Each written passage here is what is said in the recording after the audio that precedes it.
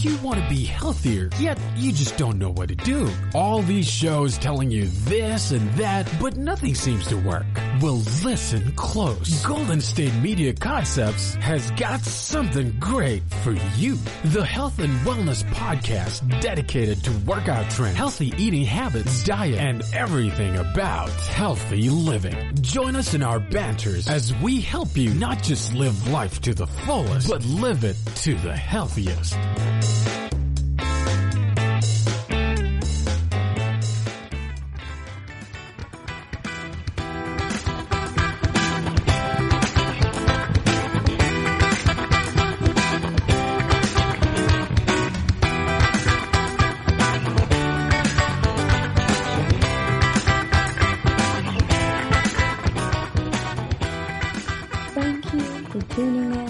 GSMC Health and Wellness Podcast, brought to you by the GSMC Podcast Network. I'm your host, Alex. Today, I would like to continue discussing an extension of Monday's theme of bioelectricity, and let's talk about energy medicine. Energy medicine is an all-encompassing umbrella that is referring to aspects of health and wellness related to electromagnetism, light, and sound interventions to help heal your body. So when people think of energy medicine, a lot of times folks think about Reiki or acupuncture, chakra balancing, or qigong or sound baths, things that seem to be more focused in traditional Chinese medicine rather than Western medicine in any way. But there are actually many different groups now in Western medicine who are embracing this different model. We're taking more of a look at how bioelectricity, how electromagnetism and sound waves can be used to help out the body. There are many different types of approaches, and we're going to talk about some of those today. Wellness in the U.S. is more and more embracing these different aspects of what we've traditionally considered to be complementary and alternative medicine, or integrative health. But as scientists are taking a more in-depth look using these new tools that we have in the modern world, we found that humans really do have a complex electromagnetic field. And that has perhaps a lot of interactions with other complex environmental electromagnetic fields. So we're really undergoing a paradigm shift in health and wellness. And more scientific researchers are discovering that the body is a lot more complex than we initially thought it was, and the aspects of the unseen. So now we're able to detect more electromagnetic frequencies. We're able to detect light waves as well that can impact our physical and mental functioning. It is something that we have dismissed in the realm of Western biology and physics, but we're really uncovering ways now that our worlds are truly electrodynamic. We have both natural and man-made frequencies that may impact our human cells. So we're at a really interesting moment right now where the different types of traditional or ancient wellness are coming to terms with the new modern medical world, and we're finding some actual common ground. So in this way, medical and technology and wellness worlds are innovating these new tools to optimize the human body. The future of medicine may very well involve understanding the crucial relationship between the material and field aspects of the body, the bioelectricity, the electromagnetic fields, and approaching healing via approaching human frequencies, whether those being related to light, sound, or electromagnetism. As we discussed in Monday's episode, They're looking at using this for everything from wound healing to also treating and perhaps even reversing cancer. And remember, as we discuss these things, that these are not new concepts, truly. They've largely been dismissed by the scientific community for centuries. We even looked at this scientifically regarding bioelectricity in the 20s, but rapidly dismissed it after a lot of different approaches turned out to not be efficacious. And even those that were efficacious, such as those related to detecting cancer in the body using the bioelectric field, those were ultimately dismissed when other discoveries like the double helical nature of DNA were stumbled across. And a lot of these other ones just fell to the wayside. In addition to that, in the Western world, a lot of ancient groups have stated for a very, very long time that the body does have this bioelectric field, or an electromagnetic field, or an energy body, really, that interacts with the world. So it's very important, I think, as we move forward, to also acknowledge the unheard voices in these discoveries over the years. Medicine is going to be very much transformed by this bioelectric language that cells use to communicate and coordinate a lot of our biophysical processes, including development in the womb and trying to ensure symmetry and the correct placement of these building blocks of our bodies based on the blueprints that are provided by DNA. So I'm very excited to see what these new technologies really look like and how they impact our body's command centers of these electromagnetic fields. So a lot of frequency therapies have been created lately, and we discussed some of those related to specifically bioelectricity and the electric fields and electric therapy on Monday. And these therapies use light and sound too. So we have only broached the very surface of this. But I think we're going to see this a lot more, not just in medicine and in health, but also in wellness. Music itself is being studied as a precision energy medicine, and it is also a part of this trend. So as humans get increasingly bombarded by man-made electromagnetic frequencies in our world, people may experience anxiety over this new experience. Now, I am not saying that 5G is necessarily causing any problems in the human body. Folks are still studying that. But I am saying that researchers are now taking these types of concepts a little bit more seriously, and scientists are going, hey, perhaps this is something that we should explore. So I'm very interested to see where they take this. We're going to learn a lot more about biohacking technologies and how to really marry like these ancient and modern solutions to best benefit healthcare and wellness in general. And we're going to do a lot of that with energy medicine. Harvard Health, in particular, has been looking at this over the years. At Harvard, the Osher Center for Integrative Medicine has been studying complementary medicine and announced around 2017 that they were going to have a partnership where 3 researchers associated with the Osher Center would summarize a top recent publication from the mind-body literature and provide commentary on it, and especially in regards to why they wanted to provide commentary on that. Their partner in this is the Journal of Alternative and Complementary Medicine, or JACM, and these 3 Harvard faculty members are all JACM associate editors. So their goal is to select a theme and choose one study from the literature to abstract and to comment upon.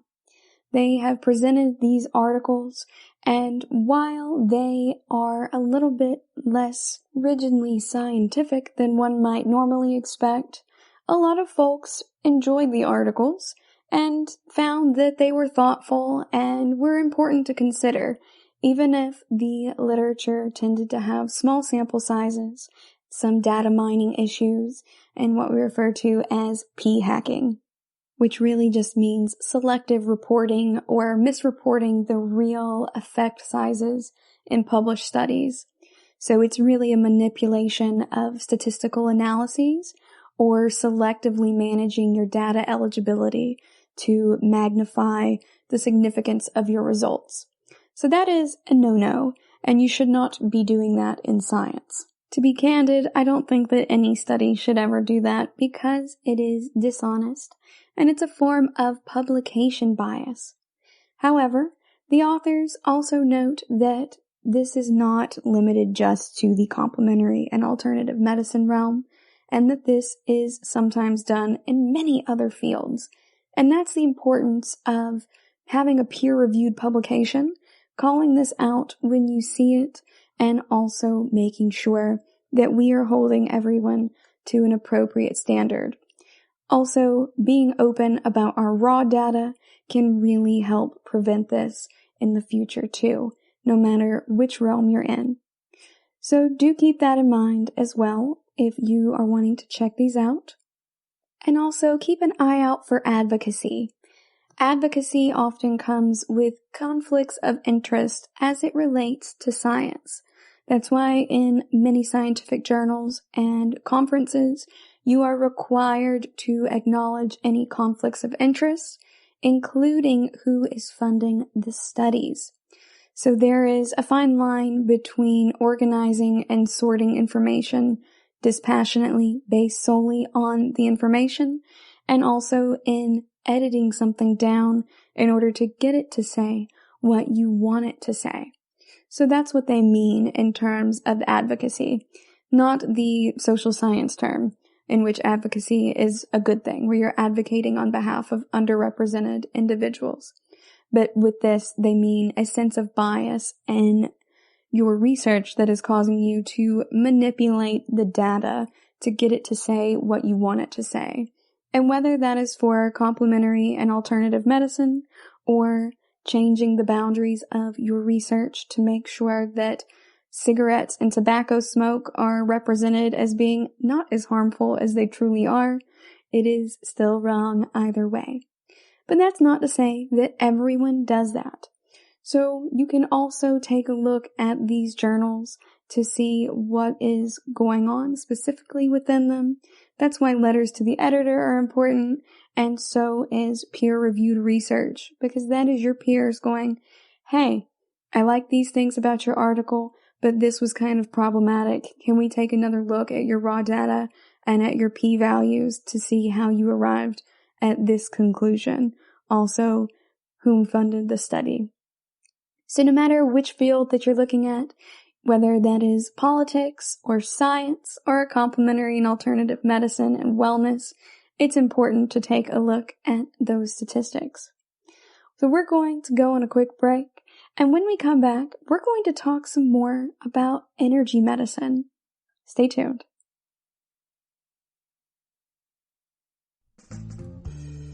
Are you looking to learn more about the latest trends from the fitness world? Are you confused by all of the different trends that are out there? The GSMC Fitness Podcast is the place for you. The GSMC Fitness Podcast is the place to come for people of all skill and interest levels. Join us as we explore the latest trends in the fitness world. Does that new exercise really work? Should I try yoga? Whatever your question, chances are good you'll find an answer on the GSMC Fitness Podcast.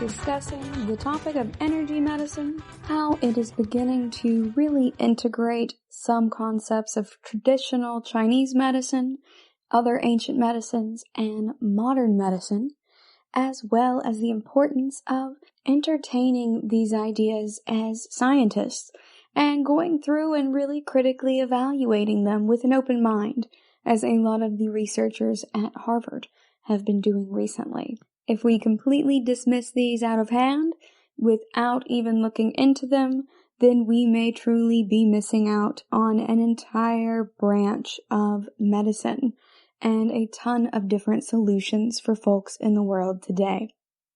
So first up, to follow up with our initial topic, I want to talk about low-frequency magnetic fields in treating musculoskeletal pain. So earlier this week, we talked about using TENS units and using the electrical field to treat pain. But now I want to talk about pulsed electromagnetic field therapy. It's called PEMF, and it has been shown in many studies to produce some analgesic effects, some pain reduction effects in many organisms. So recently, some folks did some randomized double-blind clinical trials with patients who had generalized chronic pain from fibromyalgia, or chronic localized musculoskeletal pain, or inflammatory pain, and they exposed them to a PEMF through a portable device that they attached to their head during these twice daily 40-minute treatments over a period of 7 days. And then they measured the effect of the PEMF on pain reduction using a visual analog scale. So the effect of the PEMF treatment was really noticed in patients with fibromyalgia, and that approached statistical significance despite having a low number of people included in that trial. So there were 17 people in the study who had fibromyalgia and that chronic musculoskeletal pain that was localized and associated with fibro. So remember, we want at least a sample size of 30 minimum to really support the efficacy of these things, and also to make sure that if there are any outliers, we know that they are outliers by having a large enough sample size to give us a broad view of that, to show us the standard deviation, and make sure that we are in fact seeing what we think that we're seeing. They also stated that this approached statistical significance, and this is where that p-hacking comes in, although they were very honest in this one. So their p-value is normally set to 0.05, and this one was at 0.06. So in order to be statistically significant, that value needed to be 0.05 or under. And in this case, it turned out to be 0.06. So it was almost there, which suggests for them that they might need to do some more studies with larger numbers. They also found that the effect was not evident in folks without fibromyalgia. That group was part of a sample size of 15 individuals, and the p-value was 0.93. So it was not statistically significant at all, as that p-value needed to be under 0.05.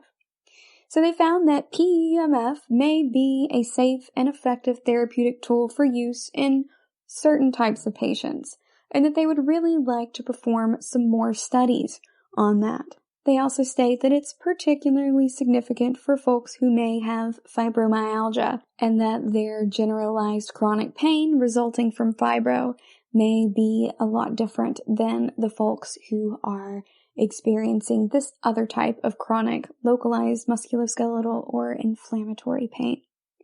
But they would like a larger randomized double-blind clinical trial with just fibromyalgia patients in order to really see how effective this is. So as you can see, it's not just folks outside of medicine that are being held to this standard. When it comes to science, it's very important to fellow scientists that these things are true that we're putting forward, that they are efficacious, they're doing what they are supposed to be doing, or what we think that they're doing, so that we can make sure that we are all on the same page. And this article was from the Journal of Pain Research and Management. Since that study in 2007, there have been several other studies related to PEMF, that pulsed electromagnetic field study, particularly in the treatment of pain and other symptoms in fibro. And over the years, we have found a couple of different things.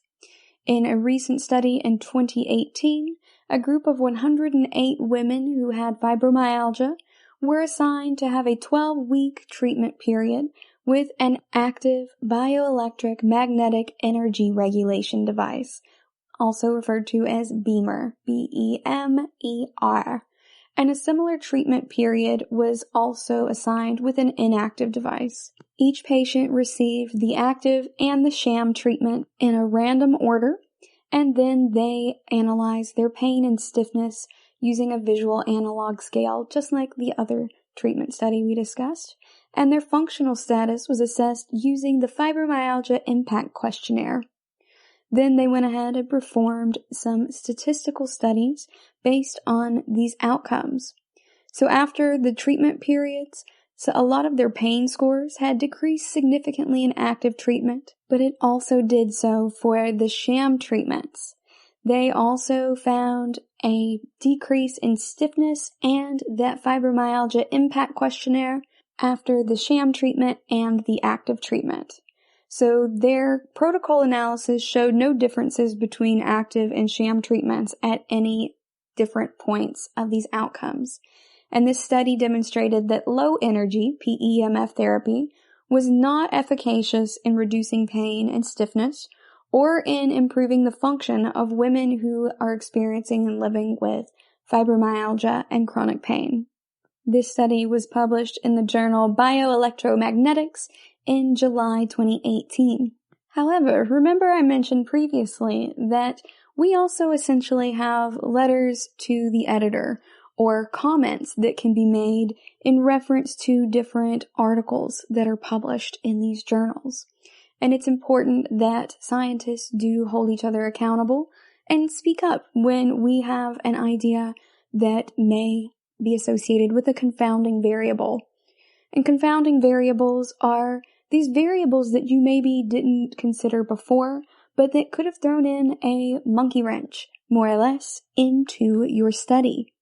That could make some outcomes appear to be one way when really they are another. So someone wrote in for this article a while back, and they said that one possible confounding factor that could be responsible for the results in that study is that the experiment was conducted not in a controlled lab environment, but in people's homes, and that the radio frequency radiation in those dwellings was not considered nor measured. So this person thinks that some folks are sensitive to electromagnetic frequencies that are generated by wireless devices, and one symptom of electrohypersensitivity is chronic pain that includes but isn't restricted to fibro.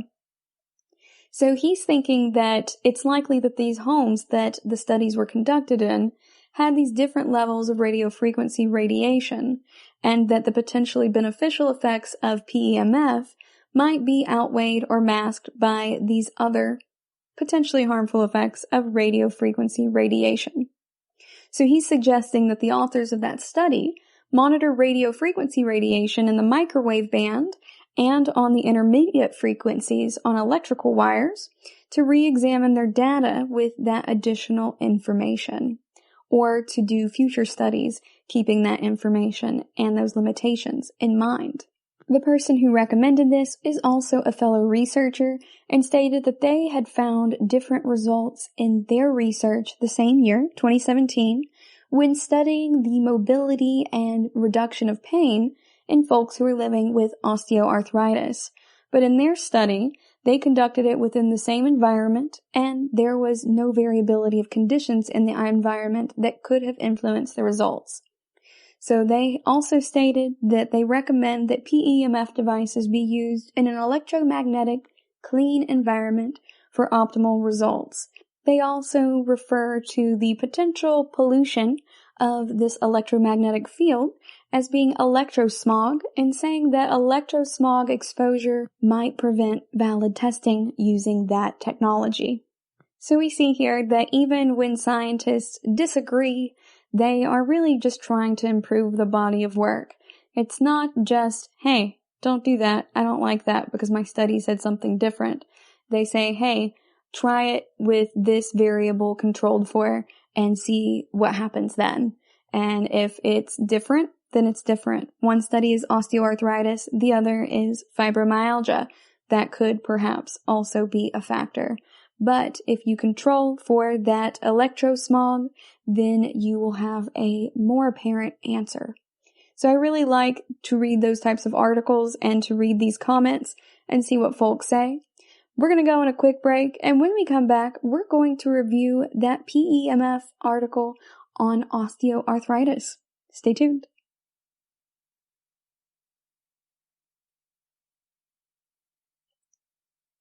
Tired of searching the vast jungle of podcasts? Now listen close and hear this out. There's a podcast network that covers just about everything that you've been searching. Hey! The Golden State Media Concepts Podcast Network is here. Nothing less than a podcast bliss with endless hours of podcast coverage. From news, sports, music, fashion, cooking, entertainment, fantasy, football, and so much more. So stop lurking around and go straight out to the Golden State Media Concepts Podcast Network. Guaranteed to fill that podcast itch. Whatever it may be. Visit us at www.gsmcpodcast.com. Follow us on Facebook and Twitter, and download us on iTunes, SoundCloud, and Google Play.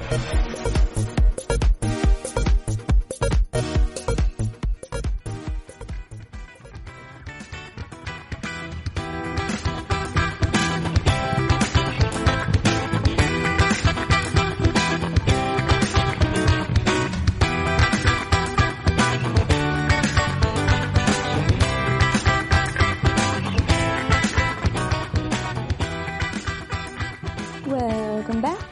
Before the break, we were talking about pulsed electromagnetic field therapy, PEMF or PEMFT, and how folks have been trying to use electromagnetic fields to help out in reducing pain and other symptoms of arthritis or fibromyalgia like swelling, immobility, and seeing whether this could contribute to an overall increase in well-being.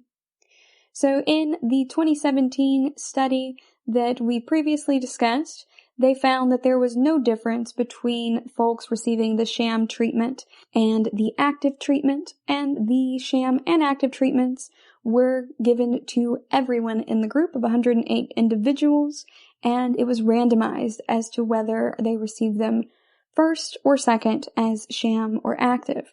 However, it was also performed in their homes. So, this other study by Shaw et al.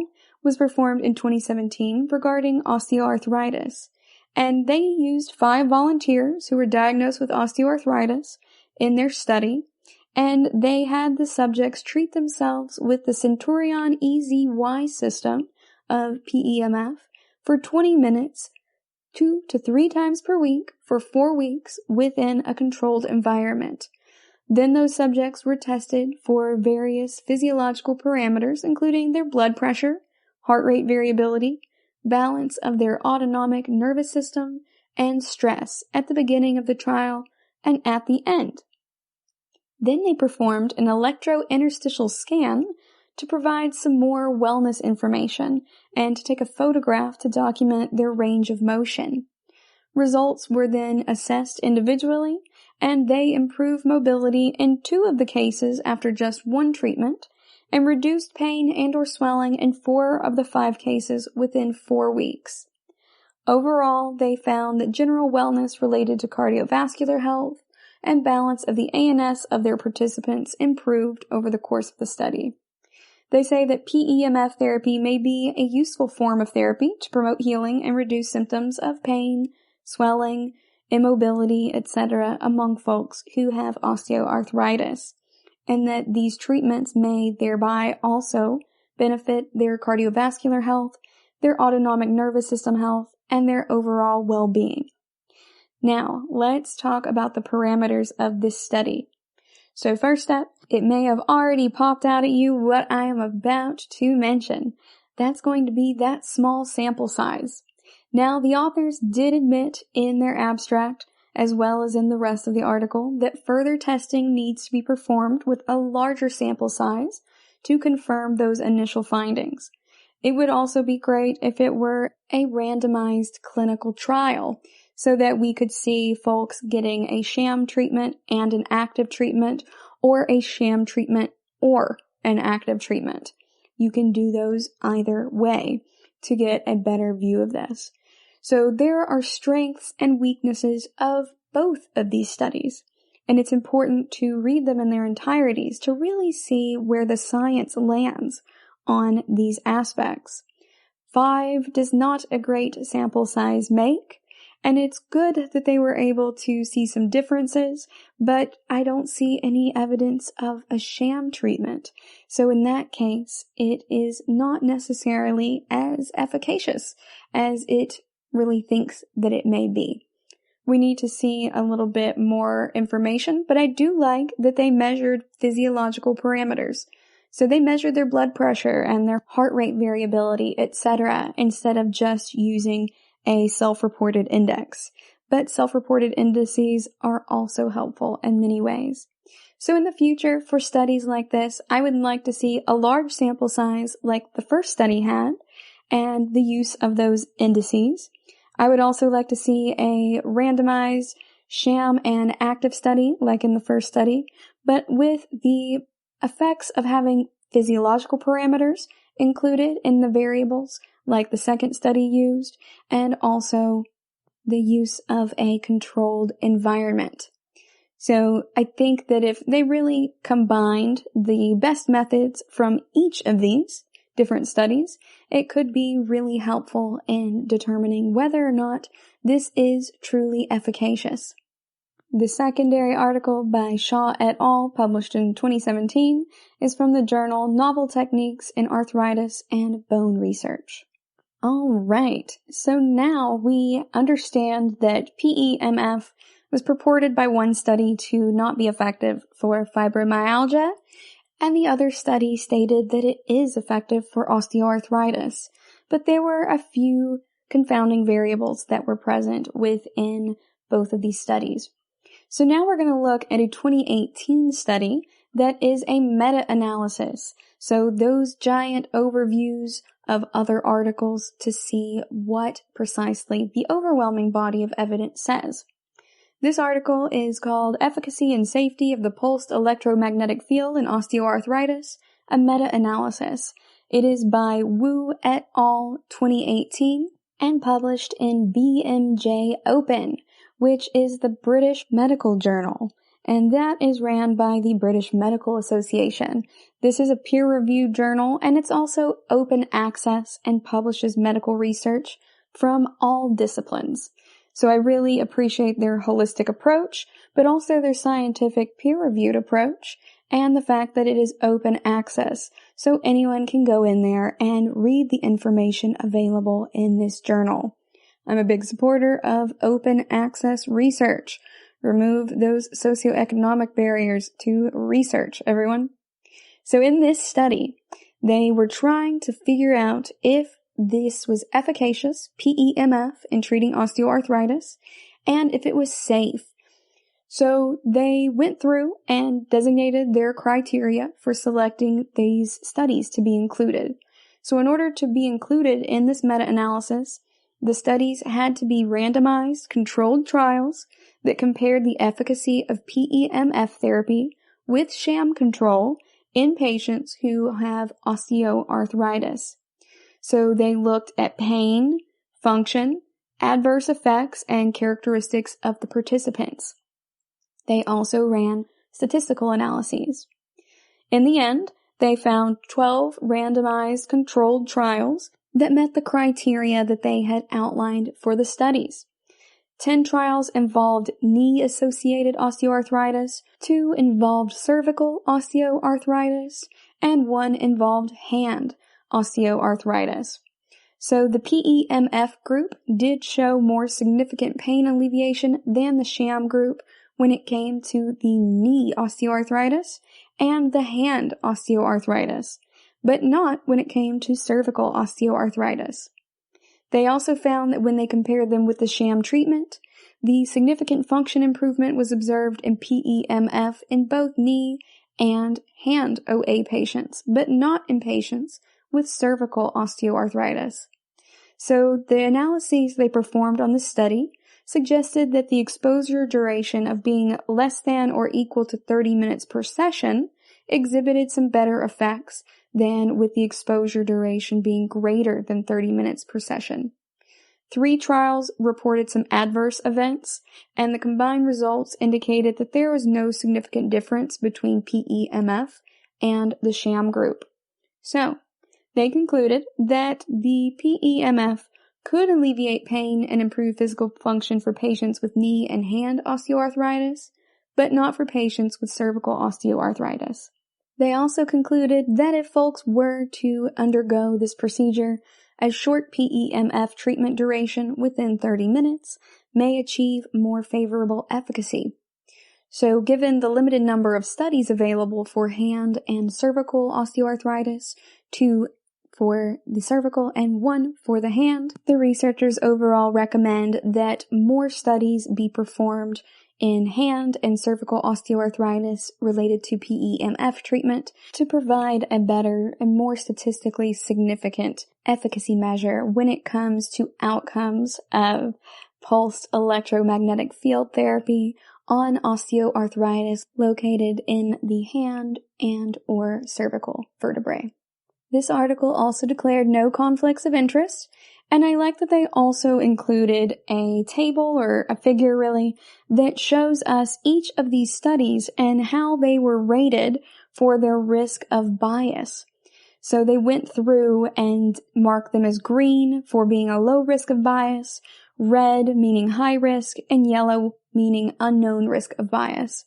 And so if they had a trial that involved 3 or more high risks of bias, denoted by that red circle, they were considered as being from poor methodological quality.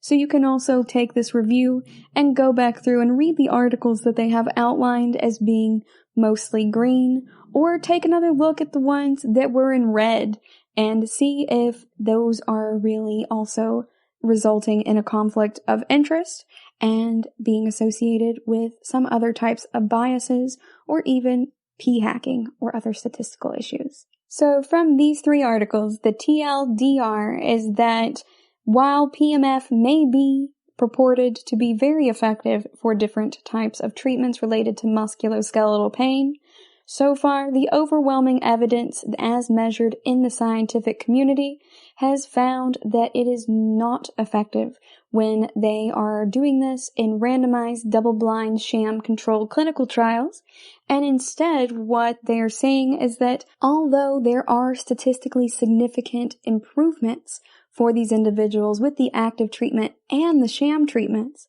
what this really means is that the power of belief and in thinking that this is going to help you out is what is actually going to help you out more than anything else. And similarly, a lot of doctors who work in cancer treatment have said the same thing, that a large component of someone's cancer prognosis is related to their beliefs and not just to the actual treatments.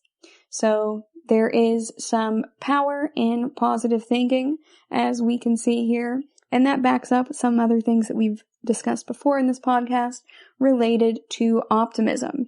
This does not mean that PEMF does not work at all, but it does indicate that it perhaps does not work so well for these types of issues, at least in the low frequency range. We're going to go on another quick break, and when we come back, we're going to talk about electroceuticals. Stay tuned.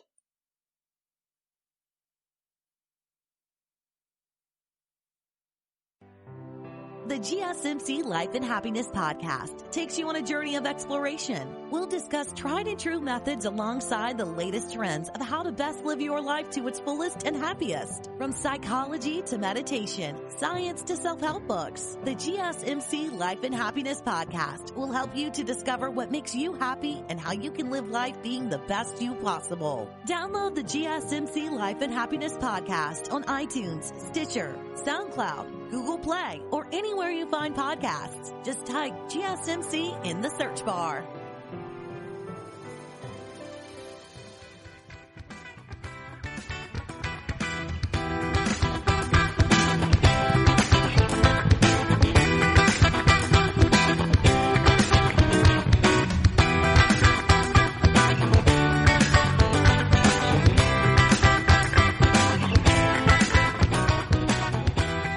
Welcome back. Before the break, we were wrapping up the efficacy of PEMF as it relates to these scientific studies, including one article that claimed it was effective, one that claimed it was not, and a metadata study that also found that it is not effective in the low frequency range for individuals who have osteoarthritis. They ultimately found that both the sham and active studies did see a significant improvement in results, and therefore, since they both significantly improved their symptoms, it's very likely that it does not entirely work, but they're not really entirely ruling it out. So they're saying that for osteoarthritis associated with the knee, PEMF may be efficacious, and that they would like to see some further studies on that. All right. Now that we have covered PEMF and gotten a few different perspectives on it, we're going to dive into electroceuticals. So what are those? Well, electroceuticals are very similar to pharmaceuticals, but instead of drugs, they are devices that treat your ailments in your body with electrical impulses. And we've used them in medicine for a very long time. If you think about pacemakers, electroceutical. Cochlear implants, also electroceuticals, as are deep brain stimulation techniques for Parkinson's disease. So we are looking at delivering these signals to your vagus nerve and sending impulses from the brainstem to most organs and back again in one of these new approaches. This is referred to as vagal nerve stimulation, or VNS, and it's based on research that shows that the vagus nerve emits chemicals that help regulate your immune system. The spleen is involved in your immune system, and it releases some types of neurotransmitters that can quiet immune cells that are related to inflammation in your body. So these researchers are seeing that the VNS, or the vagal nerve stimulation, might benefit folks with disorders beyond ones that are the result of really disturbed electrical signaling, like autoimmune and inflammatory conditions. And that's a really important outcome for many folks who are living with those conditions, because a lot of the drugs out there right now fail, or they can cause some really serious side effects, especially when they have to be combined with other pharmaceuticals. So this would be less invasive, and it would be acting on a specific nerve, whereas drugs instead tend to travel throughout the entire body. They pass through many different tissues beyond just the ones targeted for treatment. Now, we aren't specifically talking about antibiotics here, but we did touch on that a bit in our episode on antibiotics. How there are very many that are broad spectrum, and they can act on a lot of different areas throughout the body, but that because they work that way, and because they can impact a wide range of different types of bacteria, it often means that good bacteria are also killed, or bacteria that are in other parts of the body that are otherwise needed there may be killed, just because of the nature of the antibiotics. It wipes out everything like a nuclear strike rather than a targeted missile. So in this case, it's very similar to antibiotics. A lot of the drugs associated with autoimmune and inflammatory conditions can impact the body at large. And really, the VNS is great because it's more of a guided missile. So, these studies thus far of inflammation-related applications have been very encouraging overall. VNS devices have been shown to be safe in early human trials for rheumatoid arthritis and for Crohn's disease. So it's working for inflammation of the intestines, so these soft tissues, and also the inflammation in the hard tissues, like the joints. They are currently conducting additional clinical trials to really improve the amount of information we have about this research. The electroceutical approach is also being considered for other issues that are inflammatory in nature, like cardiovascular disease, or dysregulation with your metabolic system, dementia, and also autoimmune diseases like lupus.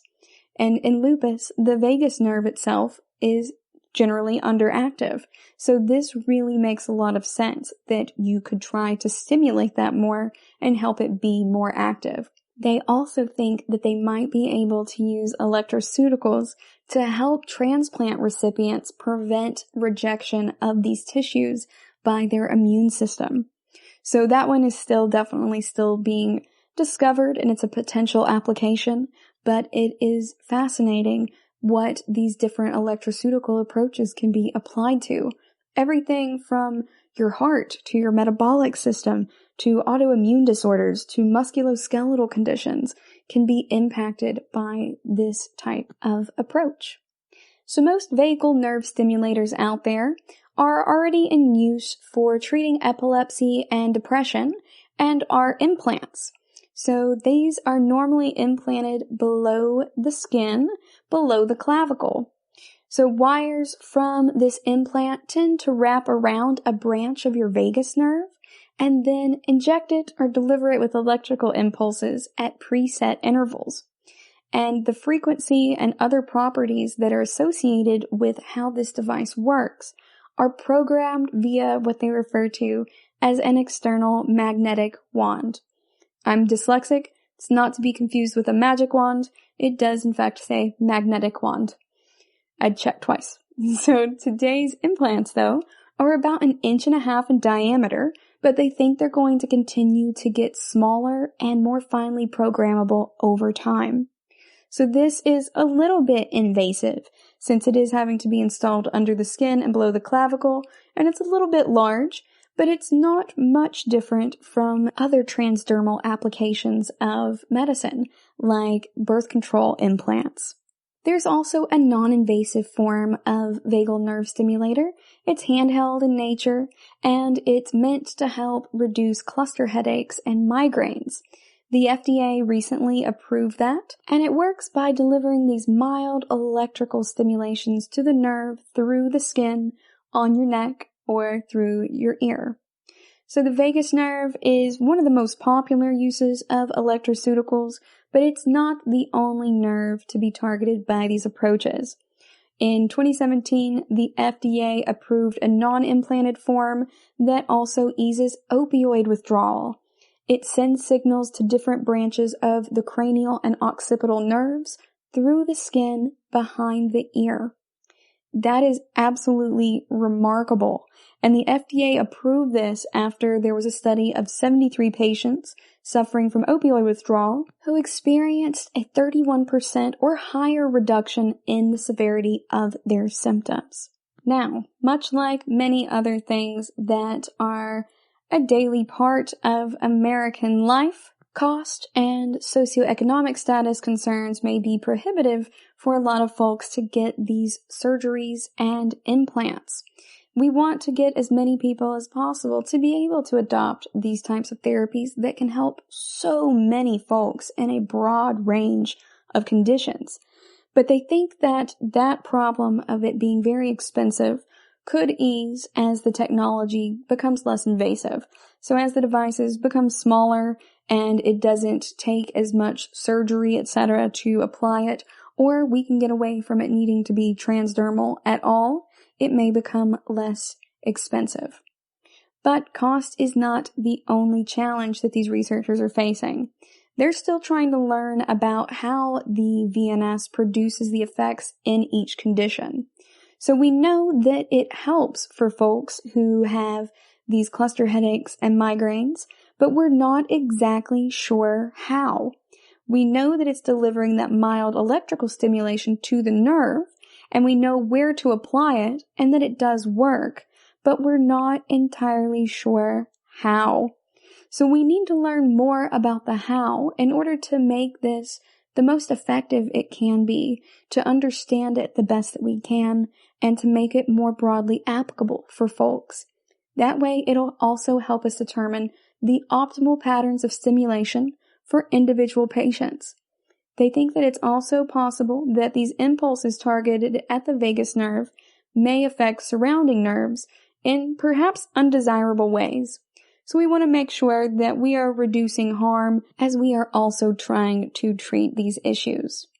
But as we are having more researchers study and examine these mechanisms and effects, VNS, vagal nerve stimulators, and other electroceuticals may end up being a really great outlet to manage a wide range of chronic disorders, and it may result in reducing the need to take pharmaceuticals for millions of patients.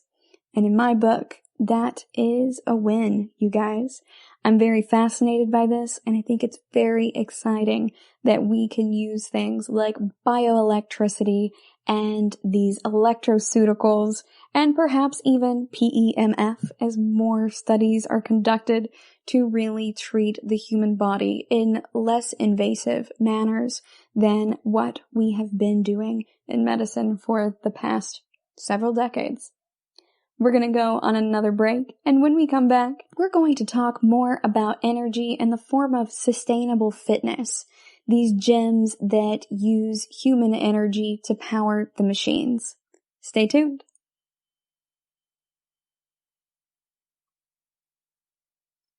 Are you tired of the same old news? Are you sick of the seemingly endless political spin and negativity? The GSMC America Still Beautiful podcast is a weekly news podcast covering all the top positive and uplifting news stories. We cover stories that will inspire, uplift, and remind you of the good in the world. Tune into the Golden State Media Concepts America Still Beautiful podcast to get all the great and positive news stories of today. Download the GSMC America Still Beautiful podcast on iTunes, Stitcher, SoundCloud, Google Play, or anywhere you find podcasts. Just type GSMC in the search bar.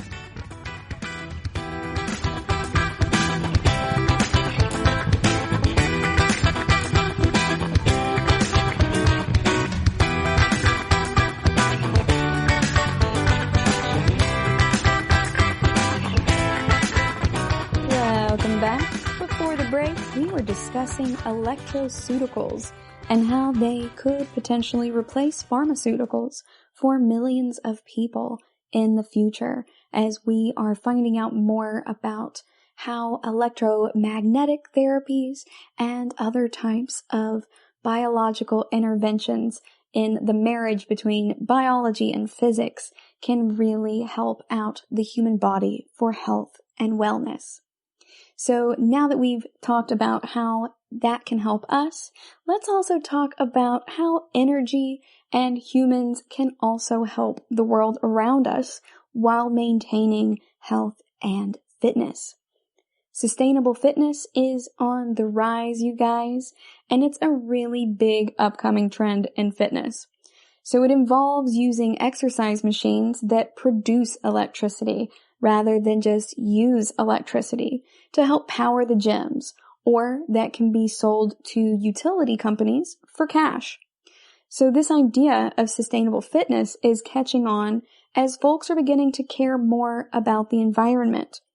I think that with COVID-19 going on, a lot of us became more focused on our fitness, how much we really worked out, how we were specifically working out, the ways that impacted our lives and the folks around us. And we saw parts of the earth become more natural rather than the cultural form that we have really morphed it into as time went on. We saw more creatures in the streets, in very public places like cities, and also, wildlife kind of recuperating in many different ways. Now, there were also a lot of sham pictures that were meant to be silly or just promote misinformation. But we did actually see some good results from that. So there was less smog in many places and things like that. So a lot of us around the world do run and cycle and row using these machines that are powered by electricity. But we don't necessarily need to do that. Now, I, for one, can't really run on concrete because I have a bum knee, so I do usually use an elliptical. But for me, it doesn't really need to be powered by anything. And for a lot of folks, the cycling, the running, and the rowing don't really need to be powered. Although we do have barriers to access to boats and things like that, so natural rowing can be a little bit more difficult, but there are other ways we can accomplish it as well. There was an eco gym opened in Rochester, New York in 2018 that has 21 cardio machines. 16 of them are indoor bicycles, 2 are recumbent bikes, and there are also 2 ellipticals. And these produce human-generated electricity rather than using electricity manufactured for humans. Now, the energy produced at that gym in Rochester isn't enough to power the entire gym, but the collected energy is combined with a 26 kilowatt rooftop solar power system and 2 small wind turbines that are 8.9 kilowatts each. And those combined are able to power the building in a very sustainable way. That gym is also equipped with standard weight-loaded machines, but the energy-collecting cardio equipment is supplied by a company called Sports Art. They are a green fitness technology company founded in 1977, and they've been working for over 40 years to really develop the potential for human-powered machines to produce energy. So we've seen this used as like a joke on TV shows like The Unbreakable Kimmy Schmidt, in which they powered the underground bunker with that bicycle, but you can really do these types of things. And recently people have really been beginning to understand what human power can do and really look at how much energy we're wasting and we're using by having equipment that is requiring energy rather than producing it. So the way that it works is that watts that are generated through exercise are converted to AC power, alternating current power, and sent back through your facility's power grid to offset the energy consumption. So the human energy goes to the generator, then that goes to a micro inverter, and then to an AC plug. So it is plugged into the wall, but it is giving energy rather than taking it. EcoPower is the company's energy converting technology, and it can turn human output on cardio exercise machines into a real usable power source. So there's a moving belt inside of the machine that's plugged into a live outlet, and that belt turns a generator to produce energy. Then the microinverter inside converts the electricity from direct current to alternating current and returns that to the circuit for other electrical devices to use. I think this is also a really cool way to combine different types of fitness activities and races and goals and things like that with environmental activism. So for example, there is one company called ZareFit in Taiwan, and they use Sports Art's eco power equipment, and they hosted a month-long green energy competition last August in which their members competed to see who could produce the most energy. The winner was a 62-year-old man named Lester Lynn, and he generated a total of 441,639 watts. He said that normally he finds exercise bikes boring, but he learned a lot about them through that competition. He liked that he could gather data during the exercise and that they had an app associated with it to make it really easy. That it tells you your time, your watts generated, and your calories burned. As we transition more globally towards these more energy efficient cars and people having Teslas parked at home, perhaps you could start powering your Tesla with your sports art spin bike. The man who won this competition, Lester Lynn, did receive a sports art spin bike for his own home use, and now he can capture the power he generates to convert it for his own home use. And that way he is saving the environment, he's saving money, and he is improving his health and wellness. Perhaps the future of health and wellness will be measured in watts generated rather than calories burned, as we really take a holistic approach to caring for the environment as we care for ourselves. We're going to go on another break, and when we come back, we are going to talk about the international health approach. Stay tuned. GSMC Beauty Tips Podcast gives you advice on everything from hair to fashion to skincare products. We'll talk about the latest trends in makeup, hairstyles, and anti-aging remedies. And we'll cover all of the newest fashion trends. If you have an interest in or questions about the beauty trends that might work best for you, the Golden State Media Concepts Beauty Tips Podcast has got you covered.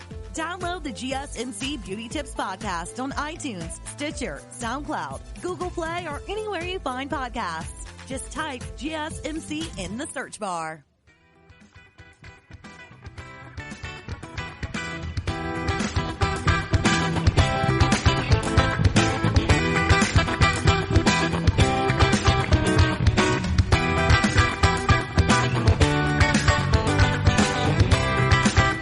Welcome back. In our last segment, we were talking about sustainable health and wellness through fitness, such as sports equipment from Sports Art and their eco-power devices that produce energy rather than use them up. They are also available for home use as well as being used currently in many different gyms across the globe. Now we are going to also talk about healthcare across the globe. So we have an international health approach, and folks like David Bell from the Global Food Fund take a vested interest in that. David Bell is a public health physician and has a PhD in malaria, epidemiology, and modeling of interventions. So he is the director of the Global Health Technologies portfolio at the Global Good Fund of Intellectual Ventures in Bellevue, Washington. I've recently been reading some of his works and also been taking a class on the challenges of global poverty. And one of the things that I found in that class is that a lot of folks tend to view food as the biggest issue in global poverty. So when you think of different foundations that are associated with global poverty, you may think of Feed the World or Heifer International. And a lot of those organizations are doing great work. However, arguably a larger issue facing folks in their health around the world is more related to illnesses and disease. It doesn't really matter how much good, nutritious food you are eating if you're not able to absorb those nutrients due to sicknesses like malaria or diarrheal issues that result in the nutrients being eliminated from your body before your body can truly absorb them. And this is what David Bell and many others are examining right now.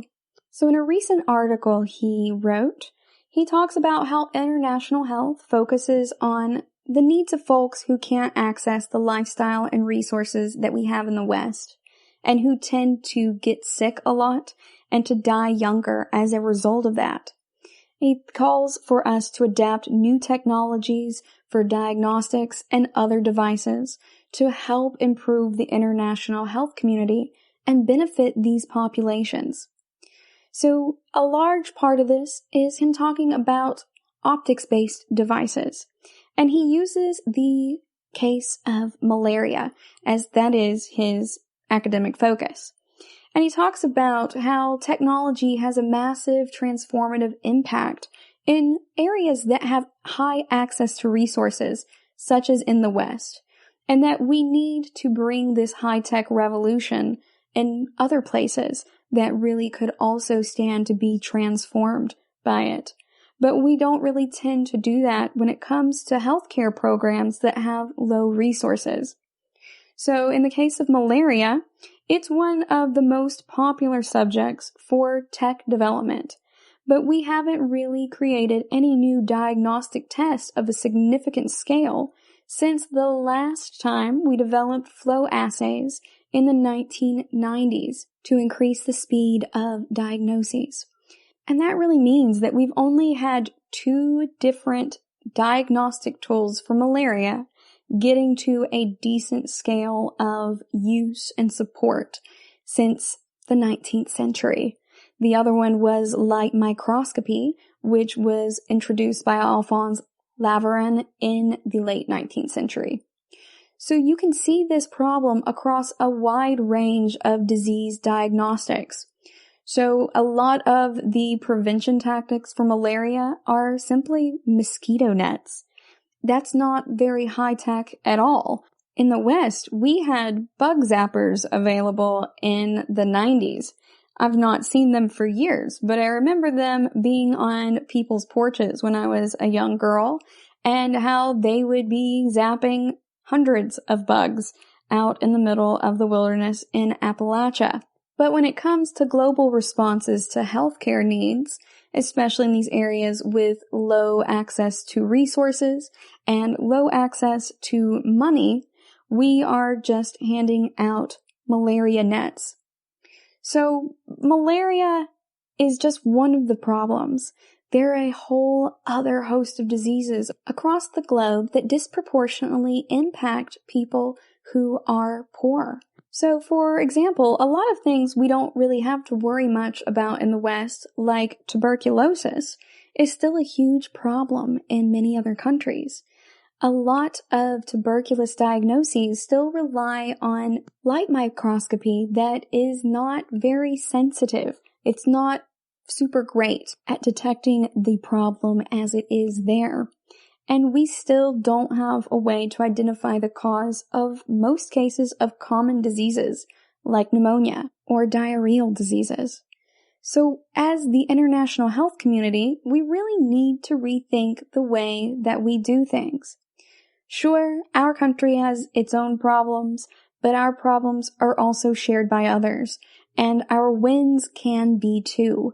Together, we can really strengthen each other across the globe. So as Americans, we need to think about that too. Most of the product development takes place in rich countries like ours, and the people who are trying to address the problem tend to be thousands of miles away and attend different conferences if they have the time and money to do so.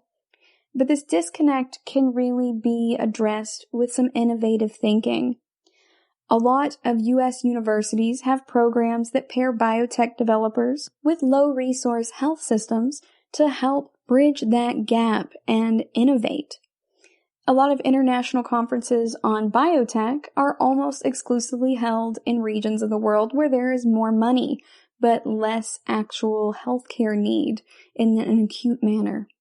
So by rotating to low-income countries, according to Dr. Bell, he thinks that it would allow local innovators and entrepreneurs to participate.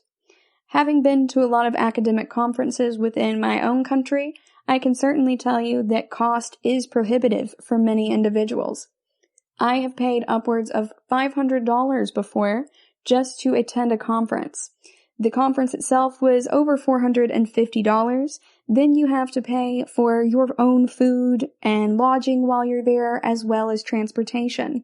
And many of these conferences will still charge you that, even if you are a presenter, even if you are actively a student.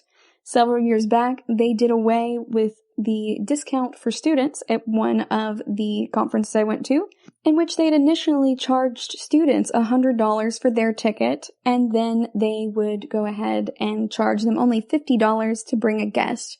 And that allowed a lot of students to go ahead and bring fellow students and essentially split that cost of paying $75 each rather than hundreds upon hundreds of dollars. But here we are, with that program having been done away with and having created another socioeconomic barrier to access to education.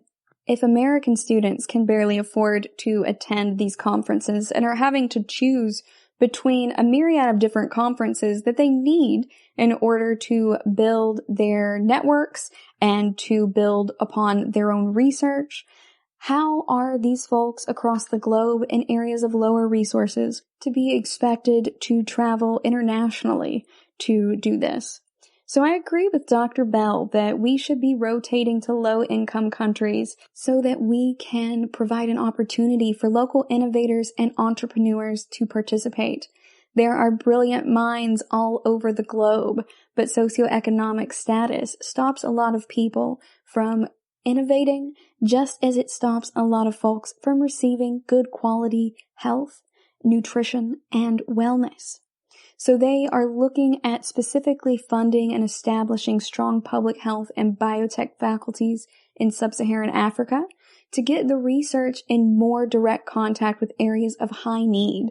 As Dr. Bell advocates for this, he also points out that effective lateral flow malaria tests are available for 20 cents, and that's with a bunch of lenses and electronics included. And he wants to design evaluations in a realistic setting. These tools that are being used all over the globe in areas that are adversely impacted and disproportionately impacted by malaria are not necessarily going to be low-stress environments. He wants these prototype tests to stress the device in the severe conditions of the environments in which they're expected to be used, and to compare it against an honest assessment of the competitors. He wants us to learn from early failures and hold true comparisons that are not meant to just result in more money, but rather to help us cut costs and improve the timeline to creating an effective product for a fraction of the price. He also points out that many technology funding models tend to be geared towards vaccine and drug development, and that these are multi-year, fixed budget, fixed timeline grants that have low success rates for applications, and they're arduous processes for the application and for reporting. And he points out that this is the opposite of how a tech startup might work. He wants us to learn some lessons from these tech startups and find new innovative ways to organize funding that is going to promote more change and encourage a rapid response to invention. He calls for more budget flexibility that measures up to the dynamic development paths that we're trying to actually support. And he does admit that this may be risk-taking on the part of funding agencies and trust in the person who is actually the recipient of the grant to deliver a great product. But we also need to give them the freedom to fail, as Dr. Bell points out. That is imperative. Failure is a part of the scientific process, and they need to be able to fail, change their hypotheses, or change their processes and procedures, and then rethink what is actually going on without dulling that innovation through making them create a bajillion pages of heavy reporting and tons of red tape. The tendency of funders to micromanage is good for the money, but it's not necessarily great for the impact they desire. Dr. Bell ends his article by stating that technology is having an impact on global health, as we clearly discussed earlier today and on Monday with bioelectricity and PEMF with TENS units and electroceuticals. But that's not necessarily happening all across the globe, and it's certainly not happening at the same pace. We're well below where we should be with public health, and that is in regards to global health. The onus is on all of us, as Dr. Bell says, to spend some more time understanding what the real needs are, to make sure that we're not just investing in global hunger initiatives if we really need to be investing more in global health initiatives. and to make sure that we are really taking a realistic view of this and advocate for funding models that really encourage honesty and flexibility and real innovative approaches so that we can bring everyone up with us. I hope that you found this as uplifting and enlightening as I have. I am very excited for the world of technology and medicine, particularly energy medicine, as we move forward, especially considering its broad potential impact. And I'd like to bring the rest of the globe up with us. Thank you for listening to the GSMC Health and Wellness Podcast, brought to you by the GSMC Podcast Network. I'd like to ask that you please subscribe to the show, and writing a nice review always really helps us. Also, if you could please follow us on Facebook, Twitter, and Instagram, I'd appreciate it. Thank you kindly, and have a good night. You've been listening to the Golden State Media Concepts Health and Wellness Podcast, part of the Golden State Media Concepts Podcast Network. You can find this show and others like it at www.gsmcpodcast.com. Download our podcast on iTunes, Stitcher, SoundCloud, and Google Play. Just type in GSMC to find all the shows from the Golden State Media Concepts Podcast Network, from movies to music, from sports to entertainment, and even weird news. You can also follow us on Twitter and on Facebook. Thank you, and we hope you have enjoyed today's program.